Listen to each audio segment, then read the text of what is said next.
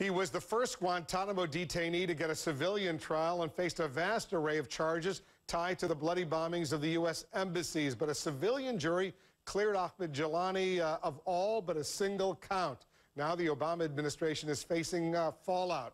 Let's bring in Brian Todd. Yesterday it happened. Today people are reacting, and a lot of folks are very unhappy with the Obama administration's handling of Gilani's case. They are, Wolf. You picked the right word for this. Huge fallout today in this town over all of this. Whether it's a disaster, as some say, or an affirmation of justice, as others say, the verdict for Ahmed Gilani is, at the very least, politically charged. The likely incoming Republican chairman of the House Homeland Security Committee says he's disgusted that Ahmed Gilani was only convicted on one of more than 280 counts in the 1998 embassy bombings. Peter King says it shows the, quote, insanity of the Obama team's decision to try Gilani in a civilian court rather than a military tribunal. Pretty strong words from you. Why are you using words like that? I feel very strongly about this because to me, this administration is just driven by ideology when it comes to these cases.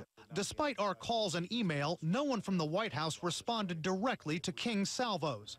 But the Justice Department is declaring victory, a spokesman saying this is another in a long line of successful verdicts in civilian court trials.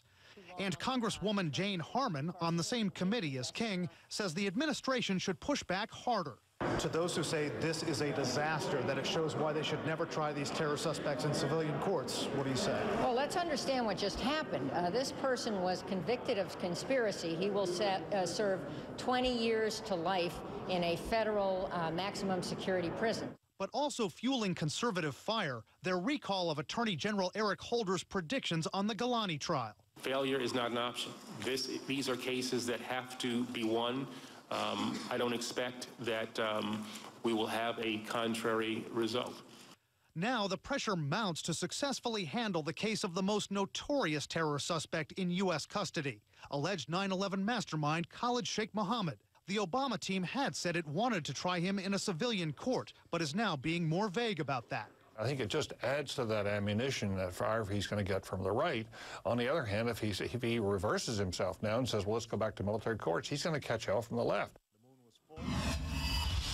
David Gergen says this verdict and all its political fallout will provoke broader questions on whether the Obama administration and Republicans in Congress can work together on other issues like the end games in Iraq and Afghanistan, on Iran, key foreign policy questions where many observers thought there was common ground between the two sides, but now they're just not so sure, Wolf. Well, what about Eric Holder? Because I know that a lot of Republicans are pretty angry at him right now for the decision to try Gilani in a civilian court. That's right. One Republican on the House Judiciary Committee, Trent Franks of Arizona, is calling on Eric Holder to either repudiate the Obama administration's position on terror trials completely or to resign.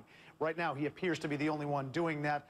Most administration officials say Holder's not going anywhere, and analysts we talk to expect that he'll ride this out. But, you know, a verdict like this, it tends to develop critical mass in this town, so maybe Eric Holder might be under some pressure later on. Yeah, civilian trial for Khalid Sheikh Mohammed was not necessarily happening anytime soon. That's right. I suspect now it's not going to happen, at least in the foreseeable future. Right. Thanks very much.